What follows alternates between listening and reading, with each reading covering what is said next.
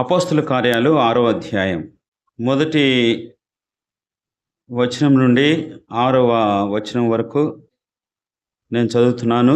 దయతో గమనించండి.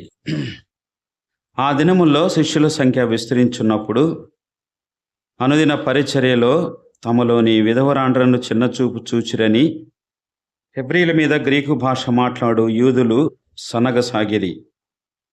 అప్పుడు 12 అపోస్తలులు తమ యొద్దకు శిష్యుల సమూహమును పిలిచి, మేము దేవుని వాక్యము బోధించటం మాని ఆహారము పంచిపెట్టుట యుక్తము కాదు. కాబట్టి సహోదరులారా, ఆత్మతోనూ జ్ఞానముతోనూ నిండుకొని మంచి పేరు పొందిన 7 మనుషులను మీలో ఏర్పరచుకొనుడి. మేము వారిని పనికి నియమింతుము. అయితే మేము ప్రార్థన యందును వాక్య పరిచర్య యందును ఎడతెక్క ఇందుమని చెప్పిరి.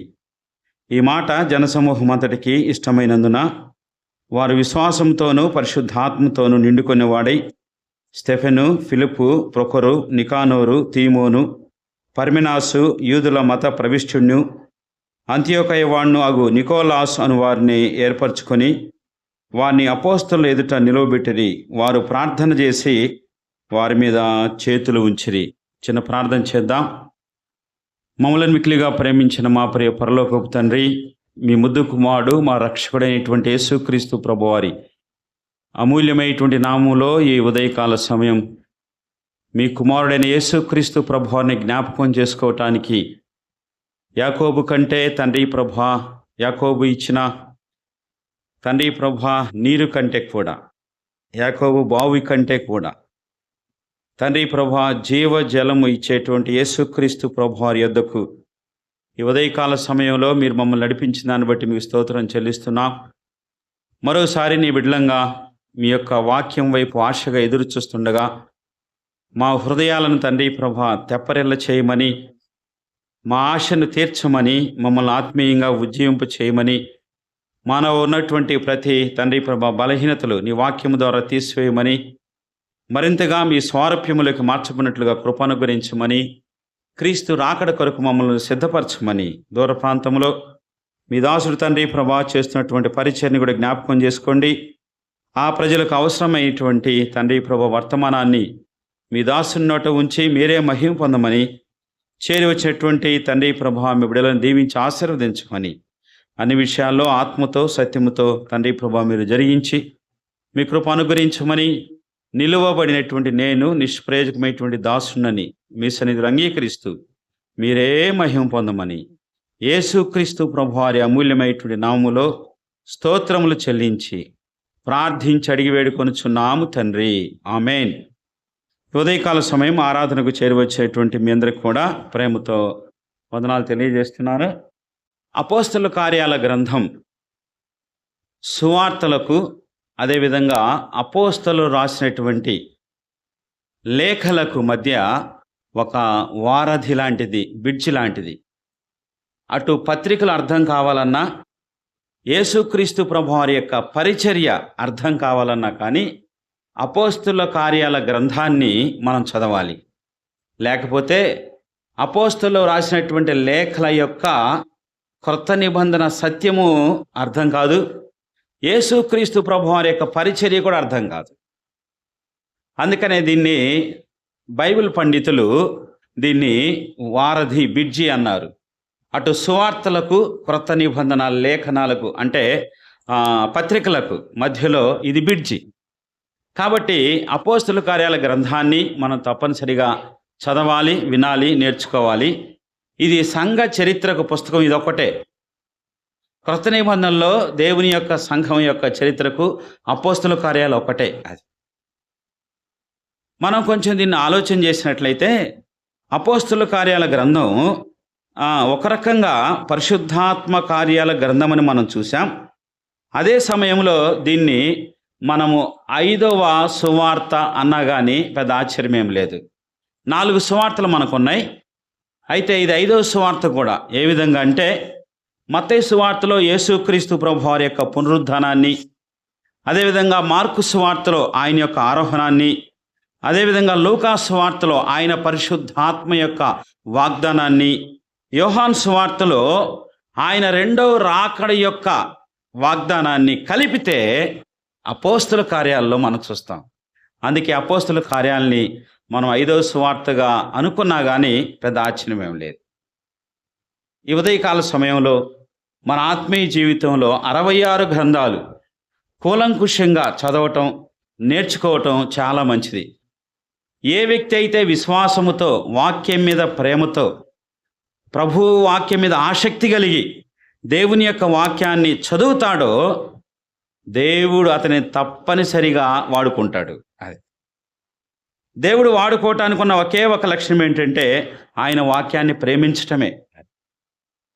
వాక్యాన్ని ప్రేమించే వ్యక్తి వాక్యానుసారంగా జీవించడానికి ఇష్టపడతాడు. వాక్యాన్ని ప్రేమించే వ్యక్తి వాక్యానుసారంగా జీవించడానికి మాత్రమే కాకుండా ప్రార్థించడానికి కూడా ఇష్టపడతాడు. కాబట్టి మనకున్న ఒక బలహీనత ఏంటంటే మనం వాక్యం వింటాం కానీ వాక్యం చదవం. అది దేవుడు వాక్యాన్ని చదివి వెంబడించేటువంటి వారి కోసం వెతుకుతున్నాడు. వారు చాలా తక్కువ మంది ఉన్నారు. నిజానికి ఈ 35-40 సంవత్సరాల అన్న పరిచర్యలో మీరు వాక్యం చదివి బాగా వాక్యం మీద ఆసక్తి కలిగి ఉంటే మా అవసరం లేదు. అది చంద్ర ఇక్కడికి రావాల్సిన అవసరం లేదు, మరో సహోదరుడు రావాల్సిన అవసరం లేదు. అది ఎవరు కారణం కాదు, మనమే. అది మనమే వాక్యం మీద ఆసక్తి కలిగి ఉంటే చాలు, ప్రభు వాడుకుంటాడు. అది ఒకరిని వాడుకోవటానికి ఎవరంటే సేవకుడు కాదు, సేవకుని వాడుకునేది కూడా ప్రభువే, సేవకుని పంపించేది కూడా ప్రభువే, అవకాశాలు ఇచ్చేది కూడా ప్రభువే. కాబట్టి అవకాశాలు ఇచ్చే ప్రభువే నిన్ను నన్ను మనందరినీ వాడుకుంటాడు. కాబట్టి వాక్యం మీద ఆసక్తి చాలా అవసరం. ఇది ఎందుకంటే వాక్యం అర్థం కాకుండా, వాక్యం బోధించేటువంటి శక్తి లేకుండా ప్రభువు నిలబెట్టడు. అది he must apt to teach the word of God. వాక్యము బోధించ సమర్థుడై ఉండాలి అని తిమోతిని హెచ్చరించాడు. ఈ ఉదయకాల సమయంలో అపోస్తుల కార్యాలు 6వ అధ్యాయంలో మొదటి 6 వచనాలు చాలా ప్రాముఖ్యమైనటువంటి వచనాలుగా మనం గమనించాలి. సంఘం మీదకు, దేవుని సంఘం మీదకి అపవాది ఎప్పుడు దాడి చేస్తూనే ఉంటాడు. సైతానుడు ఎప్పుడు కూడా యుద్ధం చేస్తూనే ఉంటాడు. అపవాది తన ఆలోచనలు ఎప్పుడు కూడా మన మీద ప్రయోగిస్తూనే ఉంటాడు. అపోస్తుల కార్యాలు అంతటిలో కూడా సాతానుడు సంఘం మీద దాడి చేసినటువంటి సందర్భాలు చాలా ఉన్నాయి.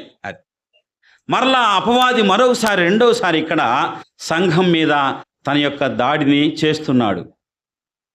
మొదటిసారి ఎప్పుడు చేశాడు చూడండి, అపోస్తుల కార్యాలు 5వ అధ్యాయం 9వ వచనం.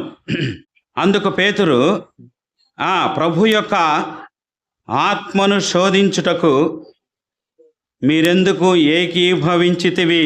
అది పైన అంటున్నాడు చూడండి, 4వ వచనం, 3వ వచనం. అప్పుడు పేతురు, అన్నయ్య, నీ భూమి వెలలో కొంత దాచుకొని పరిశుద్ధాత్మను మోసపుచ్చుటకు సాతాను ఎందుకు నీ హృదయమును. సాతాను సంఘం మీద యుద్ధం చేస్తున్నాడు, వ్యక్తులను వాడుకొని. అది సాతాను ప్రేరేపించాడు. దేవుని బిడ్డలు ఇచ్చేటువంటి విషయంలో, దేవుని పనికి ప్రయాసపడేటువంటి విషయంలో, సహకరించేటువంటి విషయంలో మళ్ళీ మొట్టమొదటగా అడ్డగించేది ఎవరు? అపవాదే. అది అపవాదే. నిజానికి ఈరోజు ఎక్కడ చూసినా కానీ సంఘాల మీద ఉన్నటువంటి ఒక అపవాదం ఏంటంటే, పాస్టర్లు, సేవకులు కేవలం దశంభాగాల కోసమే సంఘాలు పెడుతున్నారని యూట్యూబ్ల నిండా గొడవ చేస్తున్నారు. కానీ నిజంగా మనం కనుక దశంభాగాలు కూడా కనీసం కరెక్ట్గా ఇస్తే సంఘాలు ఇంకా డెవలప్ అవుతాయి. మనలో ఉన్న ప్రతి ఒక్కరూ, ప్రతి విశ్వాసి దేవుడు మనకిచ్చిన దాంట్లో దశంభాగం ఇచ్చినా చాలు, సంఘాలు విస్తరిస్తాయి. ప్రతి ఒక్కరూ కూడా అన్యులు ఏంటంటే, సేవకులు ఎందుకు వచ్చారు, వాళ్ళు పాస్టర్లకు ఎందుకు చేస్తున్నారంటే ఇచ్చే దశంభాగాల కోసమని తప్పుడు అనేక రకాలుగా ప్రచారం చేస్తున్నారు. దేవునికి ఇచ్చేటువంటి విషయంలో మొట్టమొదటిగా మనం అడ్డుకునేది, తప్పుదారి పట్టించేది అపవాదే. కాబట్టి అననీయ, సప్పీరా ఓడిపోయారు. ఆ విషయంలో అపవాదికి అవకాశం ఇచ్చారు. దేవుడు గట్టిగా బుద్ధి చెప్పవలసి వచ్చింది. మరలా రెండోసారి అపవాది ఆ సంఘం మీద, ఆది సంఘం మీద దాడి చేస్తున్నాడు. చూడండి 6వ అధ్యాయము 2వ వచనం. ఆ దినముల్లో శిష్యుల సంఖ్య విస్తరిస్తున్నప్పుడు అనుదిన పరిచర్యల తమలోని విధవరాండ్రను చిన్న చూపు చూచిరని హెబ్రీల మీద గ్రీకు భాష మాట్లాడు యూదులు సనగసాగిరి. చూసారా, మరలా మరొక డివిజన్. హెబ్రీలు అదేవిధంగా ఉన్నటువంటి గ్రీకు భాష మాట్లాడేటువంటి వారు, వారిద్దరి మధ్య భేదాలు వచ్చినాయి. పరిచర్యలో బలల యొద్ద పరిచర్య చేసేటువంటి విషయంలో ఒకరి మీద ఒకరికి సనుగొచ్చింది. వాస్తవానికి ఆనాటి దినాల్లో కొన్ని సమాజ మందిరాల్లో కానీ దేవాలయాల్లో కానీ అనాథలైనటువంటి వారికి, విధవరాండ్రకి కొంత భోజనం ఇచ్చేవాళ్ళు. ఎందుకంటే యూదులు ఇతరులను ప్రేమించటానికి, అదేవిధంగా సహకరించడానికి ఇష్టపడతారు. కానీ యూదులు ఎప్పుడైతే యేసుక్రీస్తు ప్రభువారిని నమ్ముకున్నారో, ఎప్పుడైతే వారు క్రీస్తుని అంగీకరించారో, సంఘంగా ఏర్పడ్డారో, అప్పుడు వారికి అనుదిన పరిచర్యలో ఆహారం దొరకట్లేదు.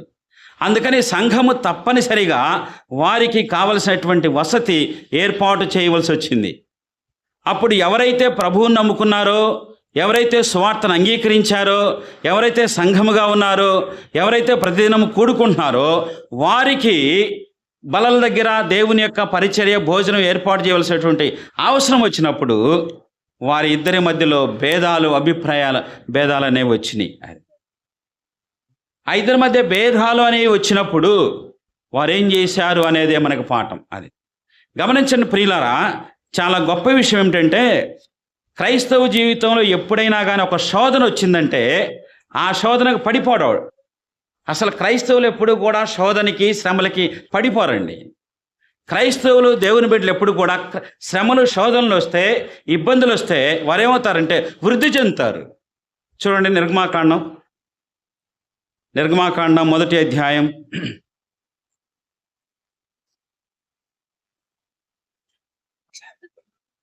12వ వచనం. నిర్గమాకాండం 1వ అధ్యాయం 12వ వచనం. అయినను ఐగుప్తీయులు వారిని శ్రమ పెట్టిన కొలది వారు శ్రమ పెట్టిన కొలది విస్తరించారు. ఎవరన్నా శ్రమ పెడితే తగ్గిపోతారు, శ్రమ పెడితే పారిపోతారు, శ్రమ పెడితే దూరం అయిపోతారు. కానీ ఫరో రాజు దేవుని బిడ్డలను, అనగా యూదులను, ఇశ్రాయేలీలను శ్రమ పెట్టిన కొలది విస్తరించారట. అది ఈ ఉదయకాల సమయంలో సంఘం యొక్క పరిచర్య అదే.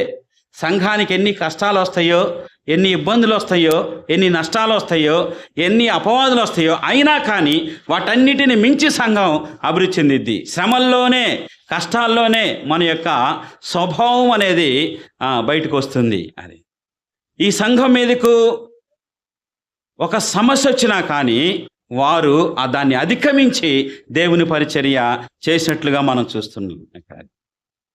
నిజానికి ఈనాటి దినాల్లో సంఘము యొక్క ఏర్పాటు అనేది ఎలాంటిది, సంఘము యొక్క ప్రారంభము అనేది ఎలాంటిది, అది ఈరోజు సంఘాలు ఎట్లా ప్రారంభం అవ్వాలి. అది బైబిల్లో అపోస్తుల కార్యాల్లో అపోస్తులను మాత్రమే కాదు దేవుడు వాడుకుంది, సామాన్యులను కూడా వాడుకున్నాడు. అది అపోస్తులే వాడబడ్డారనేది కాదు ముఖ్యమైనటువంటి అంశం. దేవుడు సామాన్యులైనటువంటి వారిని సహితం వాడుకున్నాడు. నన్ను ఎవరు వాడుకుంటారన్నా, నేను విశ్వాసిని కదా, నేను చిన్నవాడిని కదా, నన్ను ఎట్లా వాడుకుంటారు? చూడండి, అపోస్తుల కార్యాలు 8వ అధ్యాయం. అపోస్తుల కార్యాలు 8వ అధ్యాయము 1వ వచనం, 4వ వచనం. కాబట్టి చెదరిపోయిన వారు సువార్త వాక్యము ప్రకటించుచు. ఎవరండి చెదరిపోయిన వారు? సమస్యలు వచ్చినటువంటి వారు, శోధనలు వచ్చినటువంటి వారు. యెరూషలేములో ప్రాణాపాయం ఉంది, యెరూషలేములో హతసాక్షులు అవుతున్నారు, చక్రవర్తి సంఘాన్ని హింసిస్తున్నారు. కాబట్టి చెదిరిపోయిన వారు తలదాచుకుంటూ వెళ్ళిపోయారు. కానీ ఏం చేశారు? వాళ్ళు ఏం చేశారు?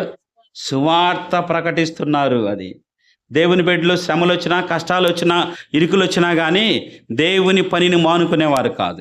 ఎవరు సువార్త ప్రకటించాలి? పేతురా? ఎవరు సువార్త? యాకోబా? యోహానా? కాదు.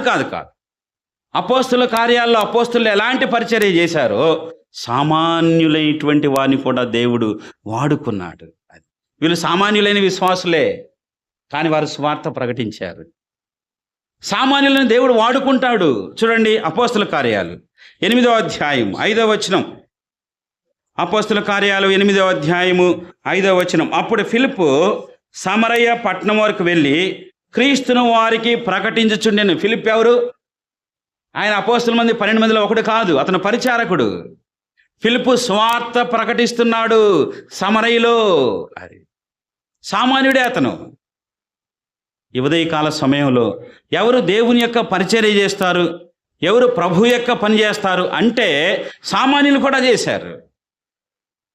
మనం ఏం చేస్తున్నాం అనేది ఈ వాక్య భాగం నుండి మనం అర్థం చేసుకోవాలి. చూడండి, అపోస్తల కార్యాలు 9వ అధ్యాయము 10వ వచనం. దమస్కులో అననీయ అని ఒక శిష్యుడు ఉండెను. అతడు ప్రభు దర్శనమందు అననీయ అని అతన్ని పిలువగా ప్రభు ఇదిగో నేను ఉన్నాను అనెను. చూసారా, దేవుడు అననీయను వాడుకుంటున్నాడు. అననీయ ఎవరు? అపోస్తలుడా? కాదు కాదు కాదు, ఆయన ఒక శిష్యుడు. శ్రమల్లో చెదిరిపోయిన వారు సువార్త వాక్యము ప్రకటించారు. సామాన్యులైన విశ్వాసులే. ఫిలిప్పు సామాన్యమైనటువంటి సేవకుడే, పరిచారకుడే.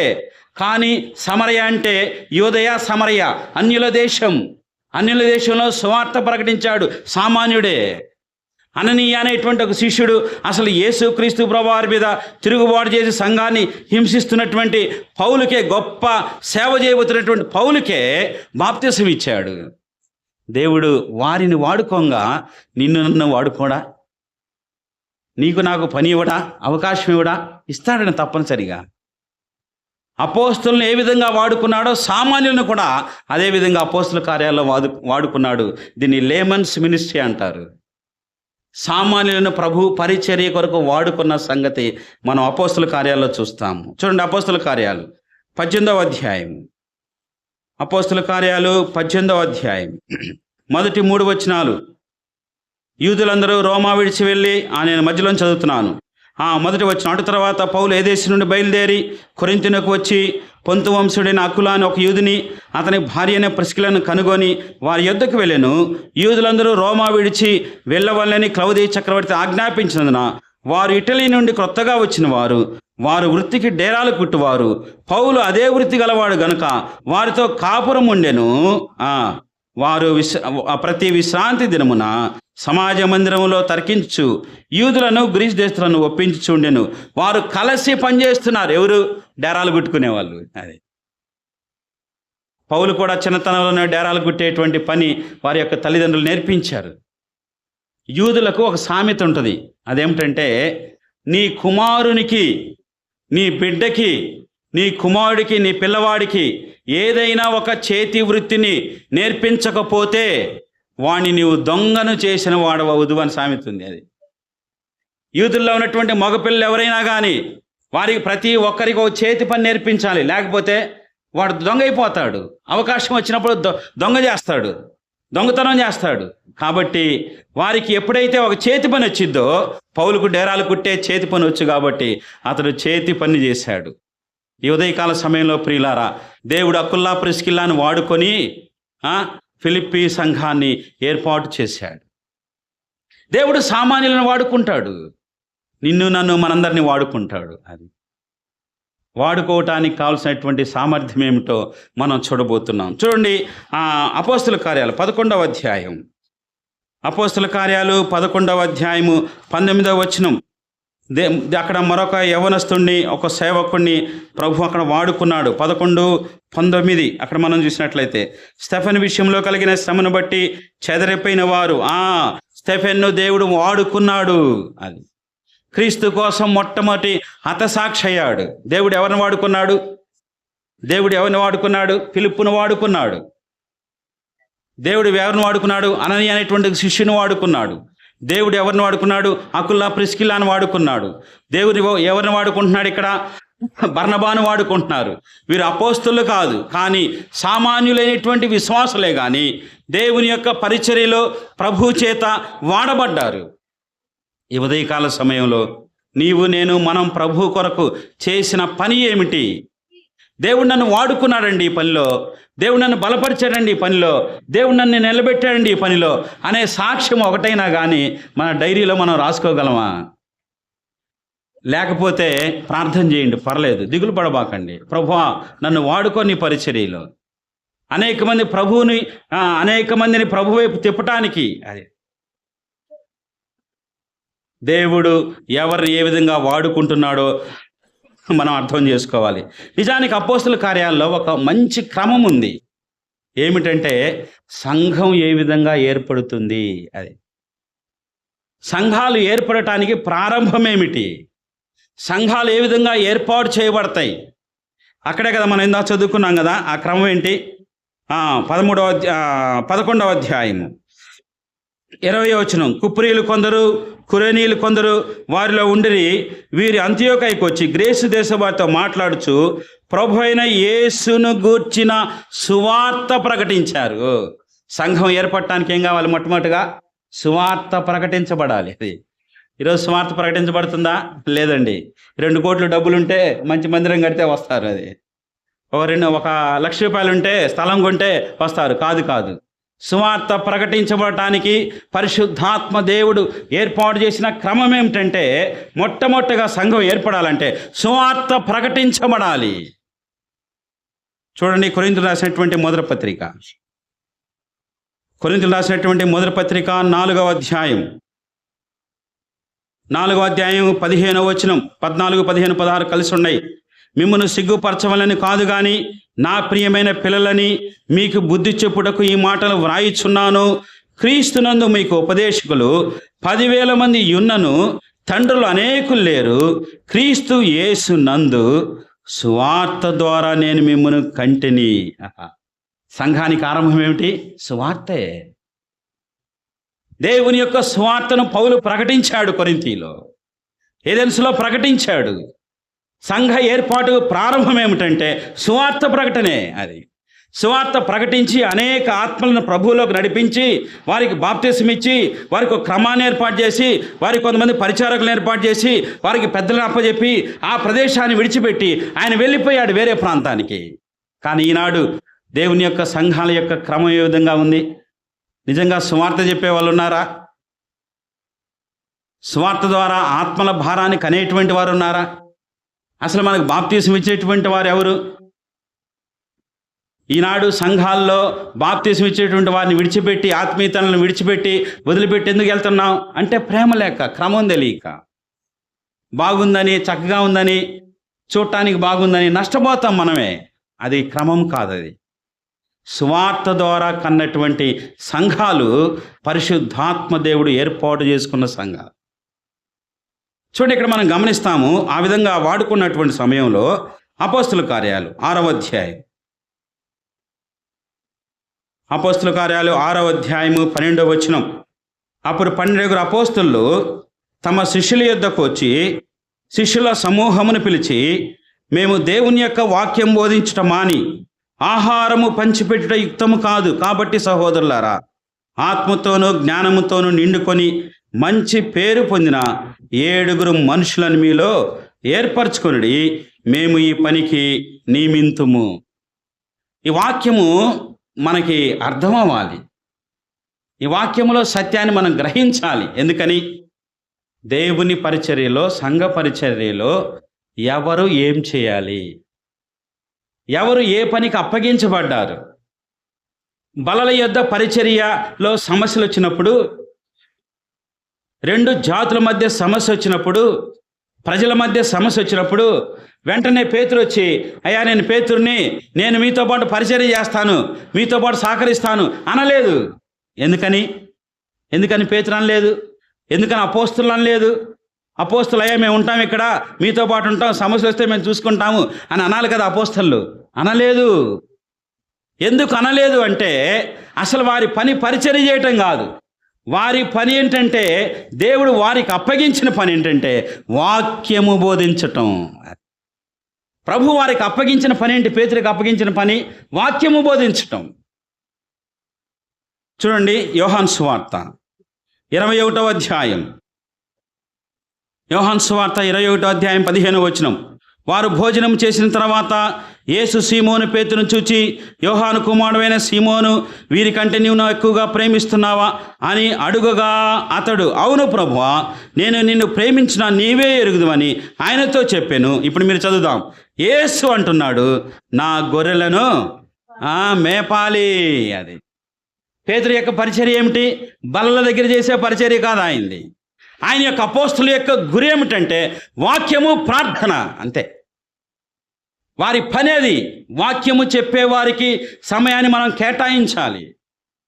వాక్య పరిచర్య చేసేటువంటి వారికి మనం సహకరించాలి. ఎందుకని? అది చాలా అవసరం. అది వాస్తవానికి వారు ఆ పరిచర్య చేయవచ్చు, కానీ పరిశుద్ధాత్మ దేవుడు వారికి అప్పగించినటువంటి గురిని వారు కలిగి ఉన్నారు. ఎందుకని? గొర్రెలను మేపాలి, గొర్రెలను కాయాలి, గొర్రెలను నడిపించాలి. వారు ప్రత్యేకమైన వారు ఉన్నతమైనటువంటి వారు. దేవుడే ఆ పనికి ప్రభు వారిని అప్పగించాడు, నియమించాడు. పేతురు ఒక మంచి నిర్ణయం చెబుతున్నాడు, మేము దేవుని యొక్క వాక్యము బోధించుట మాని అన్నాడు. అది ఈ ఉదయకాల సమయంలో దేవుని పరిచర్యలో దేవుని వాక్యం బోధించేటువంటి వారి యొక్క విషయంలో మనము చాలా వారికి అవకాశం ఇవ్వాల్సిన సందర్భం ఇక్కడ మనకు కనబడుతుంది. వారిని గౌరవించవలసినటువంటి సందర్భం మనకు కనబడుతుంది ఇక్కడ. ఎందుకని? వారి యొక్క గురి అదే. ప్రభు వారిని అందుకే ఏర్పాటు చేసుకున్నాడు. అది నేను సంఘానికి వెళ్ళాను. ఆ సంఘంలో ఒక సహోదరుడు, ఆయన ముసలాయన, 80, 70, 80 సంవత్సరాలు ఉంటాయి. మిలిటరీలో ఉన్నాడు ఆయన. అది ఆయనే వస్తాడు, తలుపు తీస్తాడు ఫస్ట్. తర్వాత ఆయనే మైకి పెడతాడు, ఆయనే ఊడుస్తాడు, ఆయనే బల్లలేస్తాడు, ఆయనే చాపలేస్తాడు, ఆయనే మైకి పెట్టి ఆయనే ప్రకటన చేస్తాడు. అనా ఏంటన్నా ఈ పని? ఎవరు లేరా సహకరించేవాళ్ళు? ఏందన్నా నాకు చేసుకోవడం అలవాటు అయిపోయింది. ఈ సంఘం ఎందుకు అభివృద్ధి కాలేదు అంటే ఆయన వాక్యం ధ్యానం చేయడు. వాక్యం చదివి ధ్యానం చేసి వాక్యాన్ని చెప్తుంటే ప్రజలు ప్రభు యొద్దకు వస్తారు. ఆయన అన్ని పనులు చేసుకుంటే 40 సంవత్సరాల నుంచి సంఘం ఆ 30 మంది, 20 మంది, 10 మంది, 15 మంది విశ్వాసులతోనే ఉంది, తరిగిపోతూ ఉన్నారు. కారణం ఏమిటి? దేవుని పరిచర్యలో ఎవరు ఏమి చేయాలి అనేటువంటి విషయంలో సరైన అవగాహన లేదు. అందుకే అపోస్తలులు ఒక మంచి మాదిరిని ఏర్పాటు చేశారు. వారు సువార్త ద్వారా ఆత్మలను కంటారు, వారు సువార్త బోధిస్తారు, వారు ప్రార్థన చేస్తారు. చూడండి, దేవుడు మనల్ని ఎన్నుకోవాలంటే, దేవుడు మనల్ని పిలవాలంటే, పరిచర్యకు అప్పగించుకోవాలంటే, ఏర్పాటు చేయాలంటే మనలో ఉన్నటువంటి లక్షణాలు ఏంటి? దేవుడు ఎవరిని ఏర్పాటు చేసుకున్నాడు చూడండి. 6వ అధ్యాయం 3వ వచనం చదవండి ఒకరు. 6వ అధ్యాయం 3వ వచనం. కాబట్టి సహోదరులారా,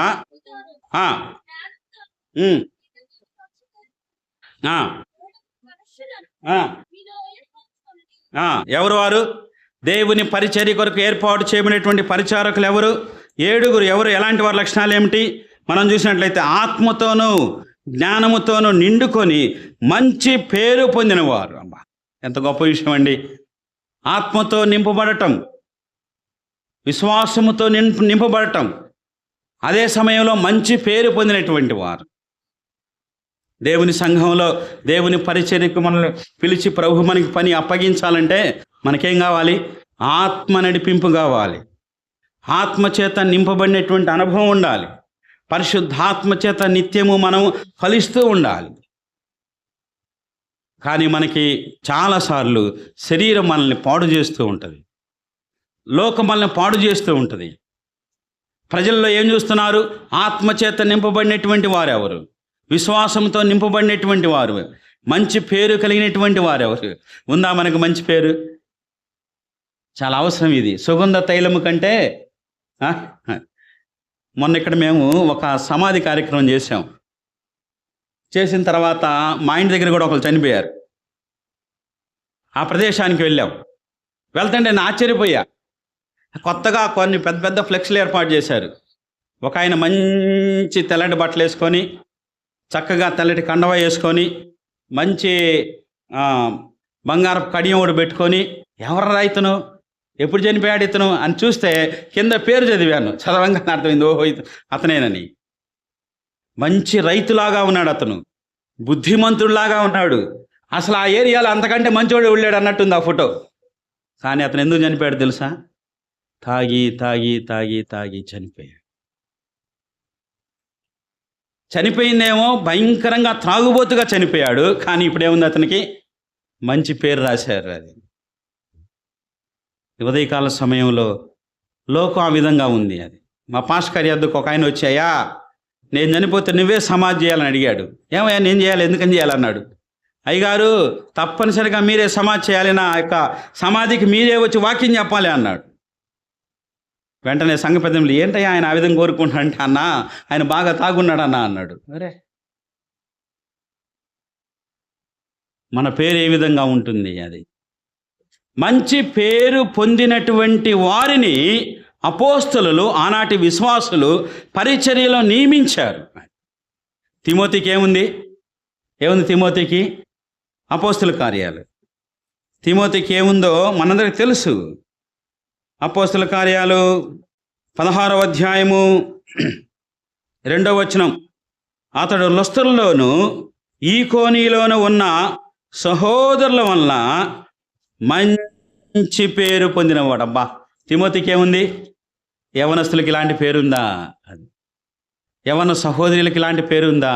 అది బాబు, మన సంఘంలో సహవాసం చేసేవారు, ఆరాధన చేసేవారు మంచి పేరు కలిగిన వారై ఉండాలి. అపోస్తలులు వీరిని ఏర్పాటు చేసుకున్నారు. చూడండి, వారి పేర్ల యొక్క అర్థాలను చూసి మనం ముగిద్దాం. 6వ అధ్యాయం 4వ వచనం, 5వ వచనంలో, ఈ మాట జనసమూహం అంతటికి ఇష్టమైనందున వారు విశ్వాసముతోనూ పరిశుద్ధాత్మతోనూ నిండుకునేవాడైన స్టెఫెను. మొదటి వారెవరు? స్టెఫెను అండి. అది స్టెఫెన్ ఏర్పాటు చేసుకున్నాడు. అది బాబు, అయ్యా, ప్రభు పరిచర్య కొరకు మనల్ని ఏర్పాటు చేసుకోవాలంటే, ప్రభు పరిచర్యలో మనల్ని వాడుకోవాలంటే, ప్రభు మనల్ని నిలబెట్టాలంటే మంచి పేరు మాత్రమే కాదు. స్టెఫెన్కి ఉన్న లక్షణం ఏంటి? వాస్తవానికి స్టెఫెన్ దేనికోసం ఏర్పాటు చేయబడ్డాడు? బల్ల దగ్గర పరిచర్య చేయడానికి ఏర్పాటు చేయబడ్డాడు. కానీ తర్వాత 7వ అధ్యాయంలో స్టెఫెను వాక్యం చెప్పాడా లేదా? ఏమండి, వాక్యం చెప్పాడా? అతను ఎంతసేపు వాక్యం చెప్పాడు? అనర్ఘలమైన ప్రసంగం చేశాడు. అతను బల్లల ఏదో పరిచర్య చేసేవాడికి ప్రసంగం వచ్చా? బల్లల ఏదో పరిచర్య చేసేటువంటి వాడు వాక్యం చెబుతాడా? అంటే అద్భుతమైన ప్రసంగం చెప్పాడు. ఏది? పాత నిబంధన చరిత్ర అంతా కూడా చెప్పాడు. ఈ ఉదయకాల సమయంలో ప్రభు మనల్ని తన పరిచర్యకు వాడుకోవటానికి, బలపరచటానికి స్టెఫెను మనల్ని గుర్తు చేస్తున్నాడు. నీకే చరిత్ర వచ్చు, ఏ వాక్యము వచ్చు, ఏ కాండము వచ్చు, ఏ చరిత్ర తెలుసు. స్టెఫెను ఎంత చక్కగా ఇశ్రాయేలులకు, యూదులకు పాత నిబంధన వాక్యాలను బోధించాడో, ఎంత చక్కగా సువార్త చెప్పాడు.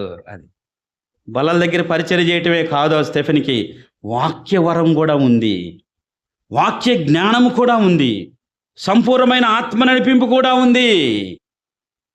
స్టెఫెను అంటే అర్థం ఏంటంటే, స్టెఫెను అనేటువంటి పేరుకి అర్థం ఏంటంటే కిరీటము అని అర్థం. అది యెరూషలేము సంఘంలో ఏర్పాటు చేసుకున్నటువంటి మొట్టమొదటి పరిచారకు యొక్క పేరు స్టెఫెను. అతనికి ఏంటండి? అతని కిరీటం. అతనికి అది ఏ కిరీటం పొందాడు అతను? ఏ కిరీటం ప్రభు అతనికి ఇచ్చాడు? మనకున్నాయా కిరీటాలు?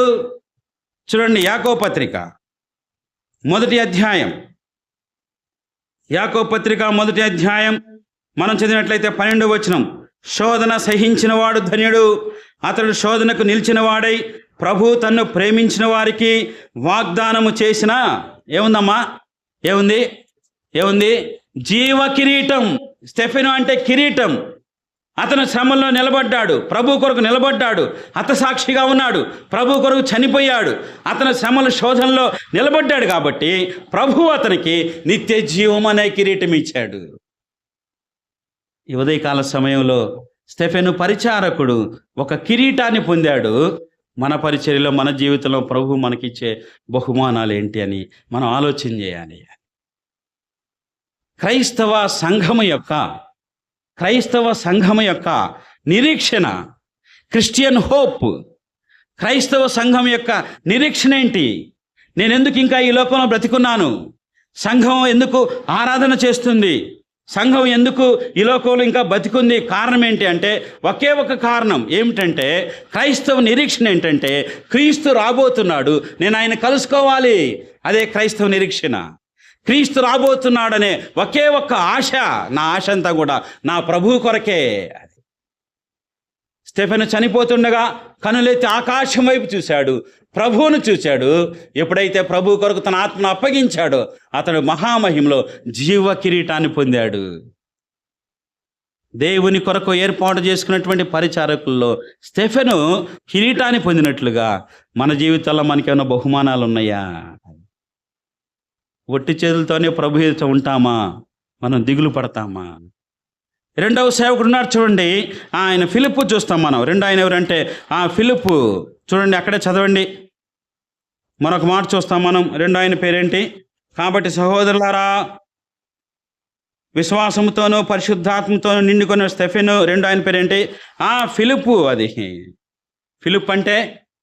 ఫిలిప్ అనే పేరుకి అర్థం ఏమిటంటే గుర్రములను ప్రేమించువాడు. గుర్రాలు దేనికి సాదృశ్యం? శక్తికి సాదృశ్యం. ఆయన ప్రేమికుడు, స్నేహితుడు, ప్రేమికుడు. ఆయన ప్రేమించేటువంటి వాడు. ఫిలిప్ ఎలాంటి పరిచర్య చేశాడు? ఎలాంటి పరిచర్య చేశాడో మనం ఇందాక చదువుకున్నాం. మనం అపోస్తుల కార్యాలు 8వ అధ్యాయం 6వ వచనం. జన సమూహములు విని ఫిలిప్పు చేసిన సూచక్రియలను చూచినందున, చూసారా, ఫిలిప్ అనేక సూచక్రియలు చేశాడు. అది దేవుని యొక్క బలము, దేవుని యొక్క శక్తి అతనిలో ఉంది. మీరు ప్రార్థన చేయండి, మీ ప్రార్థనా శక్తి లోకం తెలుసుకోవాలి. వాక్యం చెప్పండి, వాక్యం యొక్క శక్తి లోకం తెలుసుకోవాలి. ప్రేమించండి, ప్రేమ యొక్క శక్తి లోకం తెలుసుకోవాలి. మనం శక్తిహీనం కాదు, బలహీనం కాదు. ఫిలిప్పు ప్రేమించేటువంటి వాడు, శక్తిని ప్రేమించేటువంటి వాడు, బలమైనటువంటి వాడు. ఫిలిప్ అనేటువంటి పేరుకు అర్థం ప్రేమించేటువంటి వాడు. అది మన ప్రేమలో ఏముండాలి? మన ప్రేమలో ఏముండాలి? చూడండి, కొరింథీయులకు రాసినటువంటి మొదటి పత్రిక, అక్కడ చాలా లక్షణాలు ఉన్నాయి, కానీ ఒక లక్షణాన్ని మీ ఎదుటికి నేను తీసుకొని రావడానికి ఇష్టపడుతున్నాను. 13వ అధ్యాయం, కొరింథీయులకు రాసిన మొదటి పత్రిక 13వ అధ్యాయం 5వ వచనం. అమర్యాదగా నడవదు, స్వప్రయోజమును విచారించుకొనదు, త్వరగా కోపపడదు, అపకారమును మనసులో ఉంచుకొనదు. అబ్బా, ఎన్ని మంచి లక్షణాలండి. స్వప్రయోజనం విచారించుకొనదు. నాకేంటి అని విచారించుకోలేదు ఎప్పుడు ఫిలిప్పు. ఈ ఉదయకాల సమయంలో పరిశుద్ధాత్మ ద్వారా ఏర్పాటు చేయబడినటువంటి ఫిలిప్పు ప్రభు యొక్క ప్రేమ శక్తిని కలిగి ఉన్నాడు. 3వ పేరు చూద్దాం ప్రియులారా. అదే భాగంలో మనం చదివినట్లయితే ప్రొకోరు అని చూస్తాం. అది కోర్, ఇంగ్లీష్లో కోర్ అని ఉంది. అది ప్రొకోర్ అంటే అర్థం ఏంటంటే, ప్రో అంటే ముందు, అది కోర్ అంటే కోరస్. కోరస్ అంటే తెలుసు కదా, పాట పాడేటప్పుడు పక్కన కోరస్ వచ్చింది అంటే కలిసి పాడటం. కలిసి పాడేటువంటి వాళ్ళలో ముందుండేటువంటి వాడు, అంటే మనం పాడేటువంటి సమూహములో ముందుగా ఉండేటువంటి వాడు ప్రొకోరు. అది ప్రతి పరిచర్యకు ముందుగా ఉండేవాడు. పాటలు పాడటం కానీ, ఆరాధన చేయటం కానీ, పరిచర్య జరిగించటం కానీ, ప్రతి దాంట్లో కూడా ఎక్కడుంటాడు? ముందుగా ఉంటాడు అతను. నేనున్నానన్నా, నేనున్నానక్క. ఎంత మంచి పేరండి. ఈ వాక్య భాగాలు నేను ధ్యానం చేస్తున్నప్పుడు ఎంత సంతోషపడ్డాను. అది మీలో ముందుగా ఉండేవారు ఎవరు? ప్రభు పరిచర్యలో ముందుగా ఉండేవాళ్ళు ఎవరు? దేవుడు వారికి ప్రత్యేకమైనటువంటి అవార్డు ఇస్తాడు. ప్రతి పరిచర్యలో ప్రొకోర్, నేనున్నానన్నా. పేతురన్నా నేనున్నాను, యాకోబన్నా నేనున్నాను, యోహానన్నా నేనున్నాను అని ప్రొకోర్ ముందుకు వచ్చేవాడు. ముందుగా ప్రభు పరిచర్యలో ఉండేటువంటి వారు ఎవరు? దేవుడు వారిని స్పెషల్గా రాస్తాడండి. వాని గురించి బైబిల్ రాసుకుంటాడు. ఆయన డిక్షనరీలో ఆయన రికార్డ్ చేస్తాడు. నిజమేనా ఇది? రాస్తాడు. చూడండి, అపోస్తల కార్యాలు నిజంగా రాశాడు చూడండి. లేదా కొరింథీయులకు రాసినటువంటి మొదటి పత్రిక 16వ అధ్యాయం, కొరింథీయులకు రాసిన మొదటి పత్రిక 16వ అధ్యాయము 15వ వచనం. స్టెఫెను ఇంటి వారు అకయ యొక్క ప్రథమ ఫలమై ఉన్నారనియు, వారు పరిశుద్ధులకు పరిచర్య చేయుటకు తమ్మును తాము అప్పగించుకొని ఉన్నారనియు మీకు తెలియజేయుచున్నాను. అబ్బా, పౌలు అంటున్నాడు, అకయ అనేటువంటి పట్టణంలో సంఘం ఏర్పాటు చేశాము, కానీ అక్కడ సంఘం ఏర్పాటు చేయటానికి మొట్టమొదటి వారు ఎవరంటే స్టెఫెను గృహం అంటున్నాడు. వారి గురించి పౌలు రాశాడు, మర్చిపోలేదు. వారే ప్రథమ ఫలం ఆ గ్రామంలో స్వార్థ సంఘం ఏర్పాటు చేయబడటానికి. వారికి తగినటువంటి ప్రతిఫలం ఉంది. నిలబడండి, ప్రభువా అన్నిట్లో నన్ను ముందుగా వాడుకో, ముందుగా నన్ను నిలబెట్టు, ముందు వరుసలో ఉంచు, నీ పని కొరకు నేను నిలబడతాను అనేటువంటి ఆ గొప్ప విశ్వాసము. అది ఆరాధనలో నేనే ముందుంటాను. అది ఆరాధనలో వాక్యం చెప్పిన తర్వాత ఆరాధన తలంపు ఎంత ఆలస్యం అవుతుంది? ఎందుకు ఆగుతున్నావు? ఆరాధనలో ముందుగా నేనే దేవుని చెల్లించాలి, బిగ్గరగా చెల్లించాలి, ఆయన్ని మహింపరచాలి. ప్రకోర్. వెనుకబడిపోతున్నాం మనం. ఆలస్యం ఉండకూడదండి. ఒకరి వెంట ఒకరు కనీసం 10 మంది 10 నిమిషాలు ప్రభుని స్తుతిస్తే ఆయనకి ఎంత మహిమ వస్తుంది. ప్రకోర్ అంటే ముందు ఉండేటువంటి వాడు. అది ఆరాధనలో ముందు, స్వార్థ పరిచర్యలో ముందు, ప్రార్థనలో ముందు మన సమయాన్ని మనం సద్వినియోగం చేసుకుంటే పరిచర్యలో చాలా ముందుంటాం. నాకు చిన్నప్పుడు నేను పరిచర్య చేసేటప్పుడు నాకు ఒక ఆశ ఉండేది బాగా.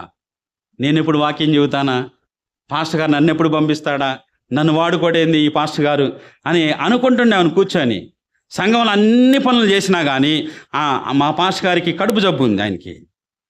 ఆయన కడుపు జబ్బు ఉండటం వల్ల ఏంటంటే ఆయనకు ఒక విచిత్రమైన అలవాటు ఏంటంటే ఆయన పడుకున్నప్పుడు కడుపును వత్తాలి. ఆయనకి 15 నిమిషాలు కడుపు వస్తే కానీ ఆయన కడుపు నొప్పి తగ్గదు. వాళ్ళ కొడుకు డాక్టర్ గారు ఆయన చంద్ర ఇదేం వైద్యం అనేవాడు. డాక్టర్ గారు ఆయన ఏమరా నాకు తెలియదు, అయ్యగారు ఈ పని చేయమన్నాడు, నేను చేస్తాను అనేవాడిని.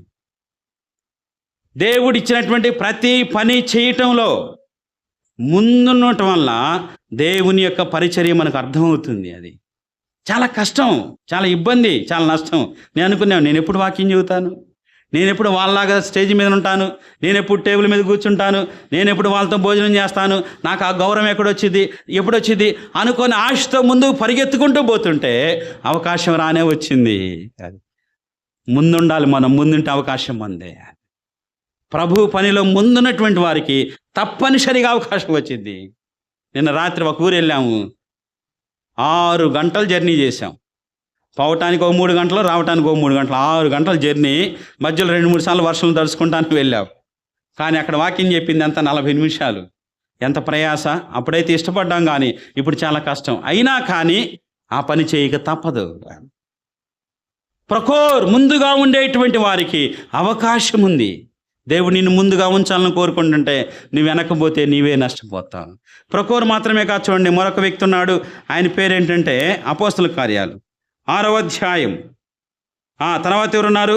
నీకానోరు ఉన్నాడు. అది నీకానోరు అంటే అర్థం ఏం తెలుసా?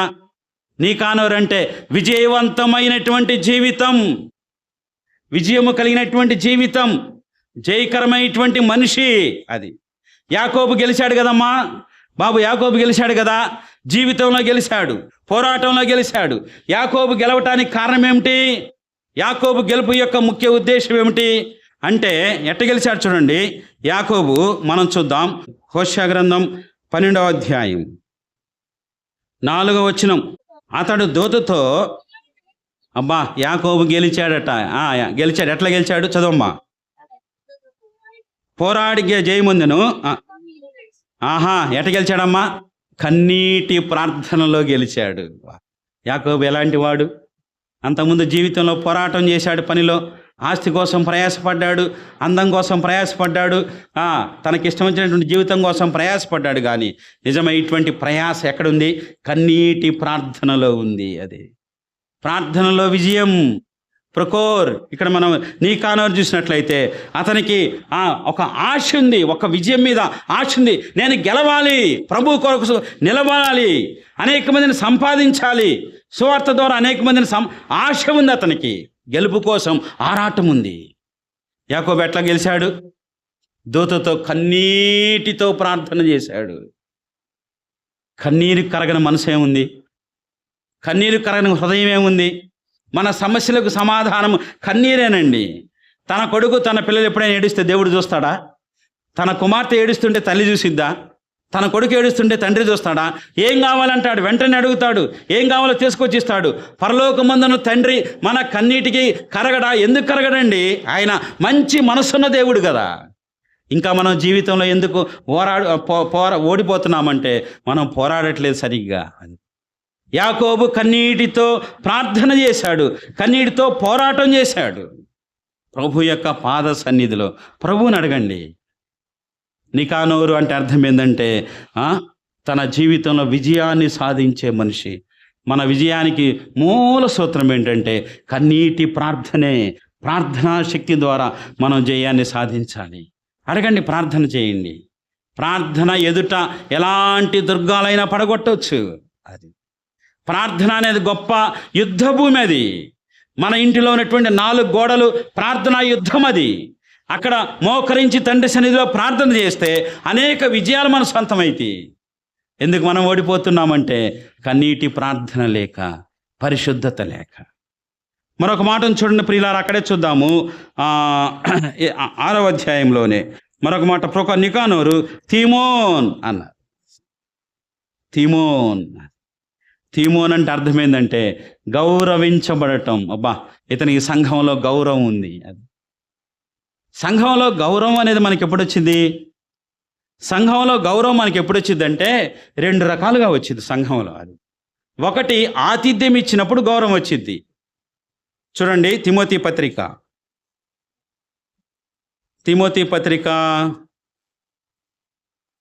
2వ తిమోతి పత్రిక లేదా 1 తిమోతి పత్రిక 5వ అధ్యాయం 17-18 వచనాలు. మనకి సంఘంలో గౌరవం అనేది ఎప్పుడు వచ్చిందో, బాగుగా పాలన చేయి పెద్దలను, విశేషముగా వాక్యమందును ఉపదేశమందును ప్రయాసపడి వారిని రెట్టింపు సన్మానమునకు పాత్రులుగా ఎంచవలెను. ఎవరండి రెట్టింపు సన్మానానికి పాత్రులు? వాక్యములో ప్రయాసపడేటువంటి వారు, అదేవిధంగా పరిచర్యలో ప్రయాసపడేటువంటి వారు, వాక్యమందును ఉపదేశమందును ప్రయాసపడేటువంటి వారికి గౌరవం వచ్చింది. దేవుని యొక్క వాక్యము చదివేటువంటి వారికి, దేవుని యొక్క వాక్యం పట్ల ఆసక్తిగా ఉండేటువంటి వారికి, బోధించేటువంటి వారికి, బాగా పరిపాలన చేసేటువంటి వారికి. ఈ రోజుల్లో మామూలుగా లోకంలో పెద్దలు అంటే అది పెద్ద పోస్ట్ అనుకుంటారండి. కాదు. సేవ చేసేవారు సేవకులు, పని చేసేవాడు పెద్ద, అంతే. అది మనకు టైటిల్స్ ఇవ్వాల్సిన అవసరం లేదు. సేవ చేస్తుంటే అతను సేవకుడే, పని చేస్తుంటే అతను పెద్దే. అది ఎవరైతే బాగా పని చేస్తుంటారో వారికి సంఘంలో, సమాజంలో రెట్టింపు సన్మానం ఉంటుంది. అది ఇతనికి సంఘంలో అపోస్తుల దగ్గర గౌరవించబడే వ్యక్తి. ఇతను అనేక మంది గౌరవాన్ని అన్న వస్తున్నాడు రా పనిచేసేటువంటి ఆయన. అది ఈ ఉదయకాల సమయంలో 7 పరిచారకులు ప్రభు కొరకు ఏర్పాటు చేయబడ్డారంటే వారిలో ఉన్న లక్షణాలు ఈరోజు మనకి ఎంతో అవసరమైంది. చూడండి, మరొక మాట చూద్దాం.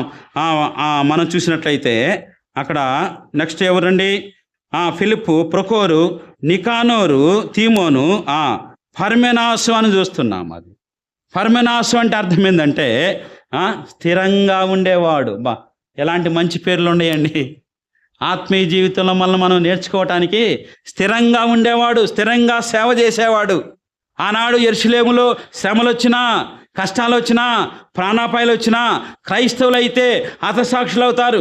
అయినా కానీ సంఘములో స్థిరముగా ఉండేటువంటి వ్యక్తి ఈ యొక్క పర్మెనాసును చూస్తున్నాం మనం. అది మనం సంఘంలో స్థిరంగా ఉండాలి. ప్రార్థనలో, ఆరాధనలో, ప్రభువుకి ఇవ్వటంలో, పరిచర్య చేయటంలో, సువార్త సేవలో. అది చాలాసార్లు మనం వెనకబడుతుంటాం.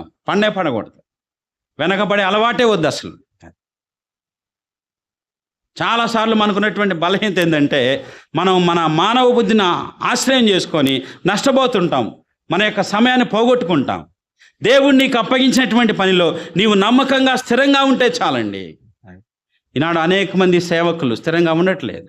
అనేక మంది విశ్వాసం స్థిరంగా, ఎందుకని ఈ సంఘం కాబట్టి ఆ సంఘం, స్థిరంగా ఉండే వాళ్ళనే దేవుడు వాడుకుంటాడు. ఈ ఊరిలో ఒక సేవకుడు ఉన్నాడు. ఆయన మంచి వాక్య బోధకుడు, చాలా గౌరవనీయమైనటువంటి వ్యక్తి. ఆయనలో ఒక లక్షణాన్ని నేను చూశాను. ఎన్ని కష్టాలు వచ్చినా, ఎవరేమనుకున్నా, ఎన్ని ఇబ్బందులు పెట్టినా కానీ ఆయన స్థిరంగా అక్కడే ఉన్నాడు. దేవుని పిల్లలను ఆనిపెట్టుకునే ఉన్నాడు. ఎటు వెళ్ళిపోలేదు. అనేకమైనటువంటి కేసులు వచ్చినా కానీ నిలబడే ఉన్నాడు. అతను స్థిరంగా ఉన్నాడు. 82 సంవత్సరాలు, 85 సంవత్సరాలు వచ్చినా ప్రభు పరిచర్యలో వాడబడుతున్నాడు. కారణం ఏంటంటే అతను స్థిరంగా ఉన్నాడు.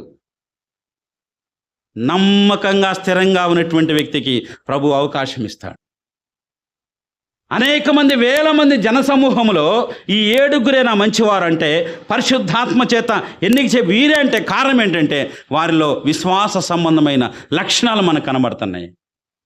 మనలో స్థిరంగా ఉండేవారు ఎవరు? చూడండి, స్థిరంగా ఉండాలంటే మనకు కొన్ని కావాలి. కొరింథీయులకు రాసినటువంటి 1 పత్రిక 16వ అధ్యాయం 13వ వచనం, మెలకువగా ఉండుడి, విశ్వాసమందు నిలకడగా ఉండుడి, పౌరుషం గలవారైనుడి, బలవంతులైనుడి, మీరు చేయు కార్యములన్నీయు ప్రేమతో చేయండి. అబ్బా, అది మెలకుగా ఉండాలి. ప్రభు కొరకు విశ్వాస విషయంలో నిలకడగా స్థిరంగా ఉండాలి. అది ఎందుకని ఈరోజు చాలామంది అనేక రకాలుగా వెళ్ళిపోతున్నారు బయటికి అంటే వాక్య సత్యాన్ని నమ్మే విషయంలో వారికి ఇంకా అర్థం కాలేదు, ఆరాధన అర్థం కాలేదు, ప్రార్థన అర్థం కాలేదు. అందుకే ఎటు పడితే అటు ఇంకా తిరుగుతూనే ఉన్నారు. విశ్వాసంలో నిలకడగా ఉండాలి. మనం ఆలోచన చేద్దాం. చూడండి, ఆఖరికి ఒక మాట చదువుదాం. నికానోర్ అని ఉంది తెలుగులో, 6వ అధ్యాయము. ఎలాంటి వ్యక్తి ఇతను? యూదుల మత ప్రవిష్టుడును అంత్యోకయ అను వాడును అగు నికాలోస్ అను వారిని ఏర్పరచుకొని, అది యూదుల మత ప్రవిష్టుడు. అది ఆఖరి వ్యక్తి అంటే నికానోరు. అది ఇతను అన్యుల మధ్య స్వార్థ పని చేశాడు. అంత్యోకయలో దేవుని యొక్క పరిచర్య చేశాడు. ఎవరితను? మత ప్రవిష్టుడు అండి. అంతకుముందు యూదా మతంలో ఉన్నాడు. ఇప్పుడు ఎక్కడికి వచ్చాడు? సంఘంలోనికి వచ్చాడు. యూదుల మతంలో నుంచి సంఘంలోకి వచ్చి సంఘంలో ప్రభు బిడ్డల పక్షంగా, సంఘపక్షంగా అతను నిలబడ్డాడు.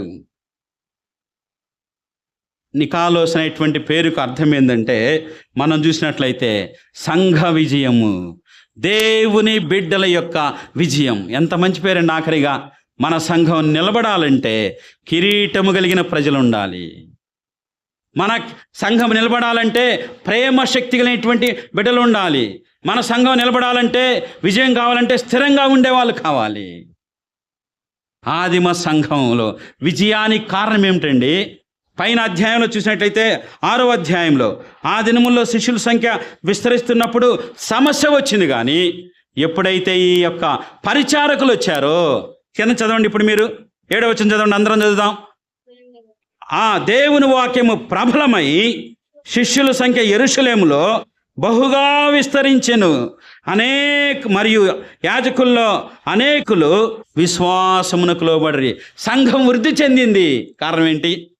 కిరీటం కలిగిన వారు ఉన్నారు, ప్రేమించేవారు ఉన్నారు, స్థిరంగా ప్రార్థించేటువంటి వారు ఉన్నారు, బలమైన వ్యక్తులు ఉన్నారు, విజయపూరితమైనటువంటి ప్రార్థన చేసేటువంటి వారు ఉన్నారు, వాక్యంలో నమ్మకంగా ఆతిథ్యం చేసేటువంటి వారు ఉన్నారు. అందుకే సంఘం యొక్క విజయం, ఆఖరి యొక్క పేరు. మన సంఘం ప్రభు ఎదుట నిలబడి దేవుని యొక్క నామంలో గొప్ప విజయాన్ని సాధించాలంటే ఇలాంటి లక్షణాలు మనకు కావాలి. మొదటి వచనంలో కష్టాలు వచ్చినాయి, శ్రమలు వచ్చినాయి. అపవాది అనుకున్నాడు, ఇప్పుడైతే సంఘం 2 ముక్కలైపోతులే, యూదులు ఒకవైపు, మత ప్రవిష్టులు ఒకవైపు, ఈ ఆడవారి యొక్క భోజనాల దగ్గర సంఘం చీలిపోతులని అపవాది అనుకున్నాడు. కానీ దేవుడు ఏం చేశాడు? ఆ శ్రమల్లో నుంచే దేవుడు ఉన్నతమైనటువంటి మంచి పేరు కలిగినటువంటి, ఆత్మ నడిపింపు కలిగినటువంటి దైవదాసులను లేపి, దేవుని బిడ్డలను లేపి, పరిచారకులను లేపి యెరూషలేములో సంఘము విస్తరించేటు చేశాడు. దేవునికి స్తోత్రం చెల్లిస్తున్నా. ఈ 6 యొక్క లక్షణాలు మనలో ప్రతి ఒక్కరిలో ఉన్నట్టయితే మనం దేని కొరకు వెళ్ళాలి? బల్లల యొద్ద పరిచర్య చేయుటకు వెళ్ళాలి. మనం ప్రభు బల యొద్దకు వెళ్తున్నాం, ప్రభు వాళ్ళను సమీపిస్తున్నాం. మనలో ఇలాంటి లక్షణాలు ఉన్నాయా? ప్రియులారా, 7 దేవుడు ఎందుకు ఏర్పాటు చేసుకున్నాడంటే, వారు 7 రోజులు ప్రభు పనిని చేయటానికి ముందు నిలబడ్డారు. 7 దేవుడు ప్రతిరోజు దేవుని పనికి, అన్నా మేమున్నాం, అక్క మేమున్నాం, ప్రతిరోజు ముందుకు వచ్చి వారు పరిచర్య చేస్తున్నారు. 7 దినాలు సంఘం ఐక్యతగా పనిచేయటం ద్వారా శిష్యుల సంఖ్య విస్తరించింది. తల వంచినట్లయితే ప్రార్థన చేద్దాం. ప్రియులారా, మనం ప్రభు వాళ్ళ ఎద్దుకు వెళ్తుండగా 6వ అధ్యాయం మొదటి వచనంలో సమస్యలు వచ్చినాయి. కానీ 6వ అధ్యాయం 7వ వచనంలో సంఘం విజయం సాధించింది. కారణం, దేవుని కొరకు నిలబడేటువంటి ప్రజలున్నారు, ప్రభు కొరకు ప్రార్థించేవారు ఉన్నారు, ప్రభువుని ప్రేమించేవారు ఉన్నారు. సామాన్యులే వారు, అపోస్తలు కాదు. నేను చెప్పినటువంటి వారు ఎవరు అపోస్తలు కాదు. కానీ సామాన్యమైన ప్రజలే సంఘములో అద్భుతమైన సేవ చేశారు.